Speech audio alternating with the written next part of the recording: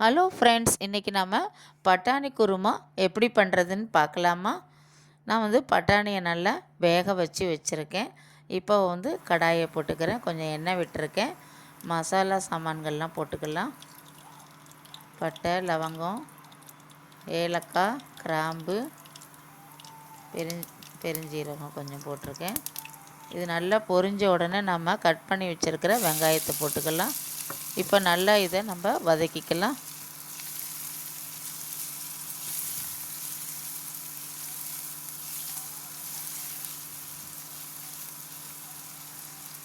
கொஞ்சம் உப்பு போட்டுக்கலாம்.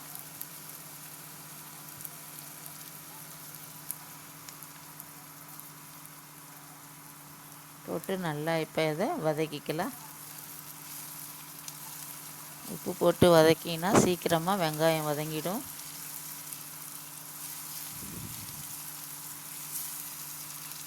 நல்லா வதங்கிடுச்சு. இப்போ நான் 2 தக்காளி பழம் அரைச்சி வச்சுருக்கேன், அதையும் எடுத்து ஊற்றிருக்கேன்.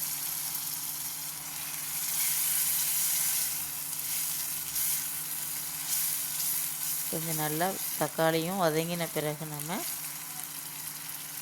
இப்போ கொஞ்சம் மஞ்சத்தூள் போட்டுக்கலாம். கொஞ்சம் மிளகாத்தூள், தனியாத்தூள் போட்டுக்கலாம்.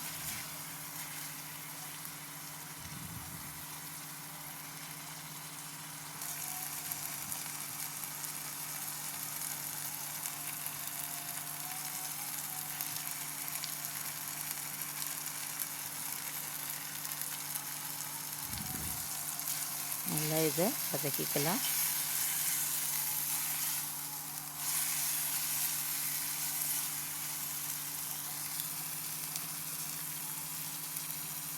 இஞ்சி பூண்டு பேஸ்ட்டு கொஞ்சம் போட்டுக்கலாம். போட்டு நல்லா இதை வதக்கிக்கலாம்.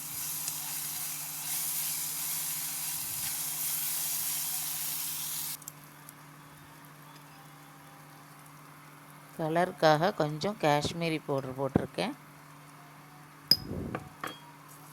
இது நல்லா இப்போ வதங்கின உடனே நம்ம வேக வச்சுருந்த பட்டாணியை எடுத்து இப்போ போட்டுக்கலாம்.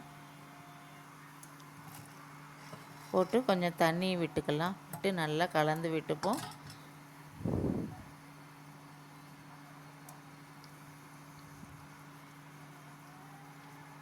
நல்லா கலந்துப்போம். இப்போ இதை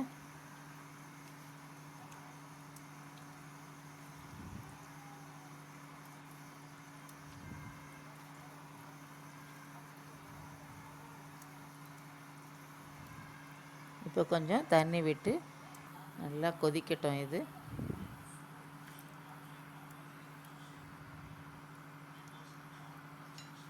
உங்களுக்கு பட்டாணி கொஞ்சம் மேஷ் பண்ணிக்கணுன்னா நீங்கள் மேஷ் பண்ணிக்கலாம். கொஞ்சம்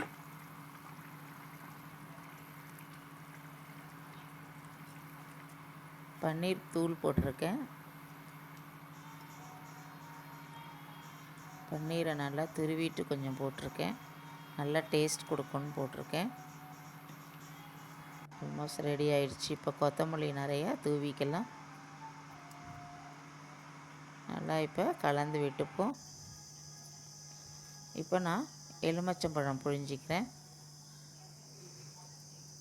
சூப்பர் டேஸ்டான பட்டாணி குருமா ரெடி ஆகிடுது. இது சாதத்துலேயும் பசஞ்சு சாப்பிட்லாம், சப்பாத்திக்கு பூரிக்கெல்லாம் சூப்பராக இருக்கும். Thank you friends.